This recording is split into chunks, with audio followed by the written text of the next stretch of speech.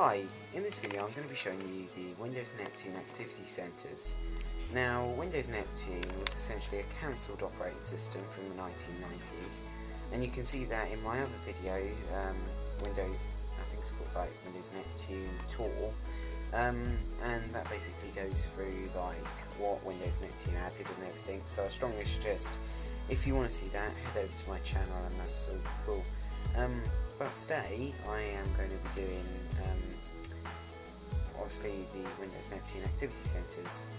So here is the command you need to run to get to the activity centers. Yeah, there we are. And basically, to get there, if you've got a VM, you first need to enter this command that I'm about to show you. I think that's the right one. Yeah, there we are. Just have a look at that, and then you need to press OK, and it will say like something or other succeeded. Then after that, you come back to the run dialog box and type in this. Then just hit enter, as I've already done, and you end up like what's essentially the foundation, well, the system files of the activity centers. Now, there are some HTMLs in here which I'm about to show you, and this one is the start page. So this is essentially what you would have seen on boot up.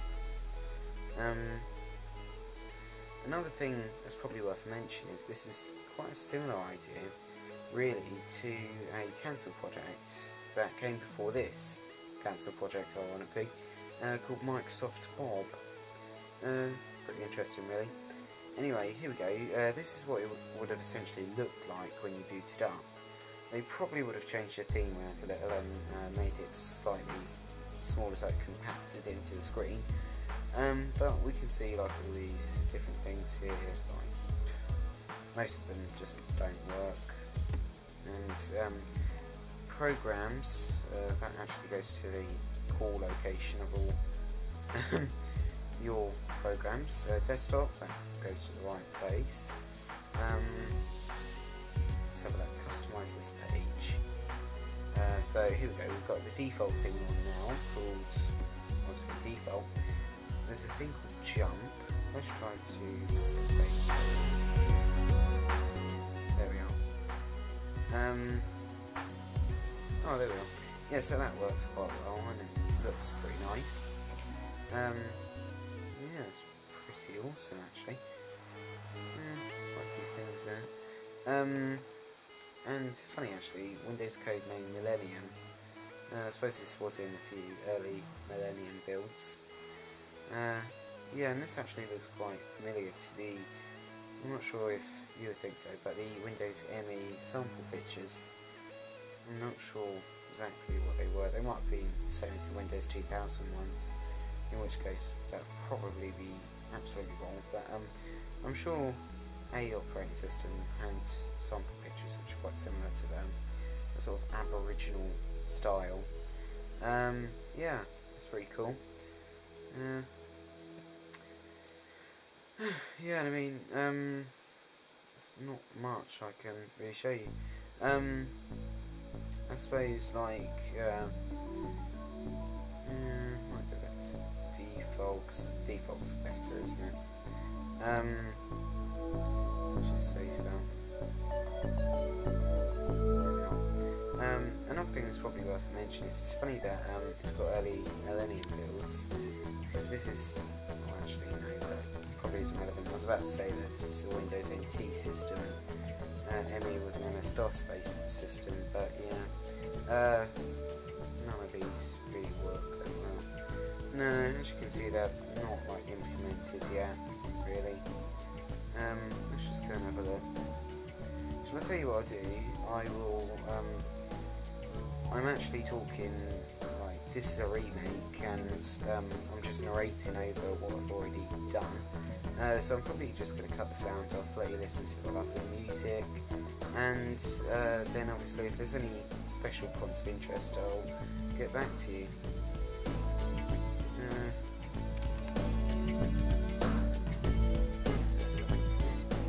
I'm just going to cut the narration.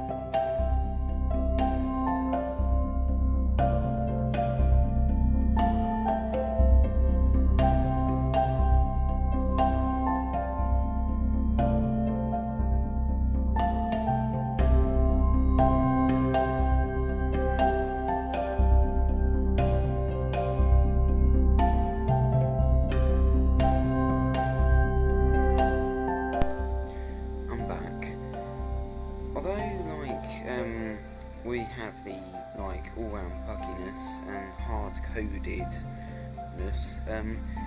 Notice the attention to details. Get pictures from your camera, and even like states delete pictures from camera after copying them to my computer, which is always useful for clearing up memory on your SD card. And, like, it's quite funny actually. Look at this. Like, you can type anything in. I wonder though if you have to type the directory in, like, I don't know, C, I don't know, documents and settings or whatever. Yeah, and then you go from there. It's quite interesting that. But yeah, I mean, if that is like you have to type the directory in, that is kind of stupid, because who's gonna know where like the directory of photos on a user is? Like, C, documents and settings, owner, then I don't know, I think it's something like files, and then it's yeah, desktop, and yeah, like that really. I mean, who's gonna know that? That's my point. But yeah, perhaps they were like thinking about making the actual file system or whatever a lot easier and a lot more of a sort of WinFS style thing that I'll mention in a later video. But yeah, I mean, it's pretty cool, and like I say, very good attention to detail. It's just a shame it's so hard coded, and it's not like well, how could you describe it? Like it isn't all related to one another. It's just all like there's no links between any of them. And although yeah, there are hyperlinks and things like that, it reminds me of a IT project I did at school with my teacher. I made it look all really nice and everything, but my teacher said, when you hard coded it, it's useless. But yeah, that's exactly what Microsoft did with this. I mean, this is pretty cool. You can email your pictures to somebody else. I suppose that defaults to Outlook Express though, don't it? Unfortunately. That's quite good. Anyway,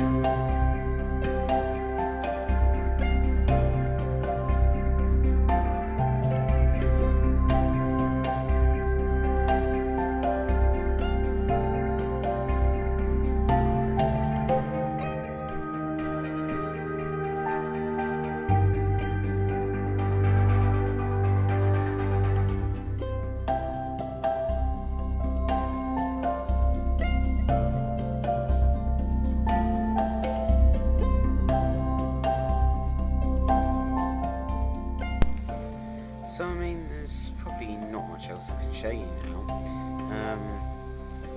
and let's just navigate to where it was. I mean, Windows Neptune is pretty cool, and obviously, like I say, check out my other video, link down in the description. And yeah, I mean, that's just as awesome as this, really. Let's just go to the start. Hold on. Yeah, I mean, this is what was fascinating. And just open the start page again. And it's just so interesting to see what they were planning at the time. And I mean, this did eventually come to fruition. Think about Windows 8, for example. Obviously, that was a complete failure. It was quite interesting because of the way it had this sort of approach to how the user interface would be, this full screen, full on style thing, and like this sort of idea has been like, it's risen and dropped several times. We had Microsoft Bob was the first one that failed quite dramatically because it looked a bit like a sort of kids game. Then we had this, which also failed for unknown reasons. Well, it was scrapped in the end, wasn't it? And we did have some early Whistler builds, which was the code name for Windows XP, which did have activity centres, and they were just as buggy as these ones really, and there wasn't all that many of them. But yeah, apart from that, I mean, this is just, yeah, it's just fascinating to see this really, and how they were planning the future of Windows at the time. I think this would have, like, you see this user interface now, I reckon this would have changed quite substantially towards the sort of end of its development period, like in the sort of late betas, once they had unbugged it all and unhard-coded it. I can imagine this would have been quite a stable sort of platform. Then they could have focused on the user interface. But yeah, I mean, it's just like interesting to look at this. And obviously, Windows 8 came out, and even in the latest version of Windows in 2016, when I'm filming this, Windows 10, it's still got the option for a full screen start menu, which obviously the idea of that start menu, which is in the latest version of Windows, well, it's an optional feature in the latest version of Windows, originates from, well, sort of from this, and it's just so fascinating to see this. And obviously it did eke its way, like I mentioned just a second ago, eked its way through into Windows 10, which is obviously the latest version, and I think they might keep it in Redstone. I don't know, Redstone is the code name for the next version of Windows as of 2016.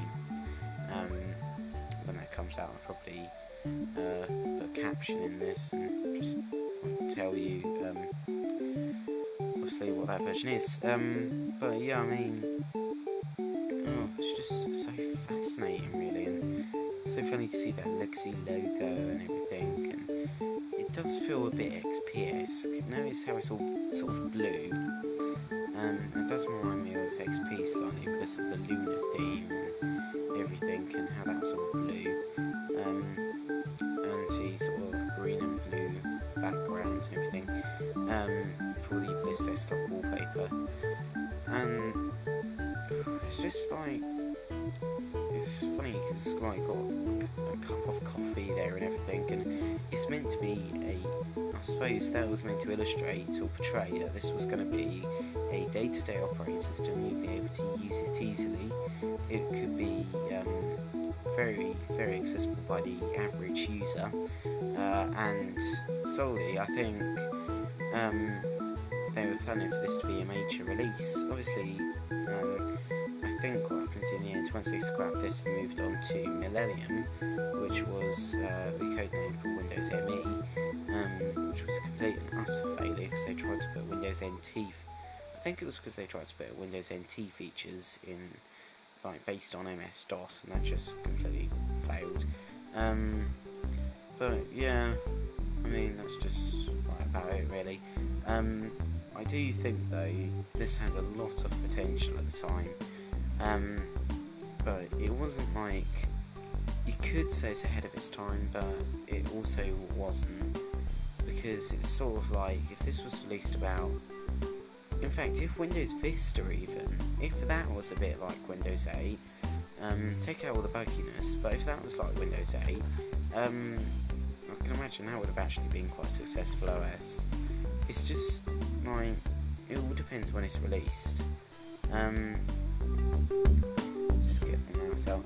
It all depends when it's released, I suppose, and I mean that's just typing at this now. Because I suppose that's just about it really. That's all I can show you. And obviously be sure to check out my other video on the tour of Windows Neptune. And I hope to like enjoy this video and everything. I will see you in a future video. So if you like this sort of thing, be sure to subscribe to my channel, Retro Technology Showcase, and that will notify you when new uploads are released. And I hope to see you then. So till then, goodbye really.